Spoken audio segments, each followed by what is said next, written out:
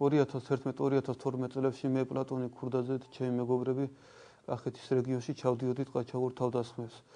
პისტოლეტით და ავტომატით შეიარაღებულები შევდიოდით ოჯახებში, მუქარით ვართმევდით ფულს ოქროს, კოჭავდით ოჯახის წევრებს და მოვდიოდით, შემდეგ ფულს და ოქროს ვინაწილებდით.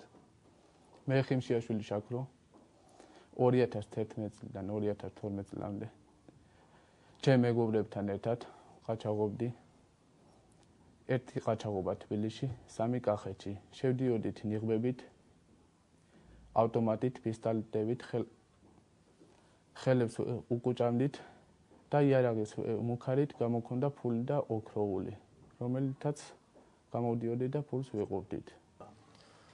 მე მამუკა მამაიაშვილს, შემხთა ლევანი კალატოზიშვილი, ბექა ცერცვაძე, პაატა ქურდაძე, ლაგოდიხის რაიონში. სოფელ მშვიდობიანში შემოთავაზეს ლაგოდიხის რაიონში სოფელ საქობოში პადრე სიმონიშვილის ოჯახი დავაყაჩაღოთო.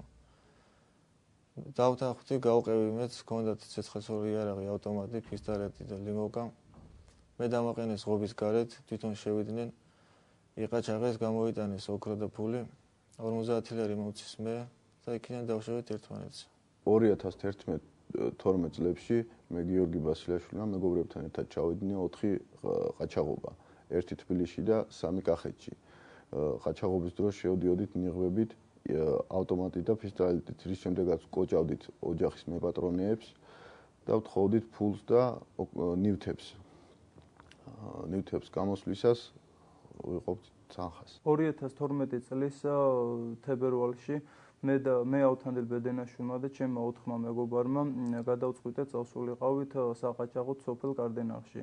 სახლთან მისვლის შემდეგ მე მანქანაში დავრჩი, ჩემი მეგობრები გადავიდნენ მანქანიდან შეიარაღებულები ნიღბით, ავტომატით, პისტოლეტით, ლიმონკით, შევიდნენ სახლში, მეზობლებმა შეამჩნიეს ჩემი მეგობრები და ატეხეს ხმაური.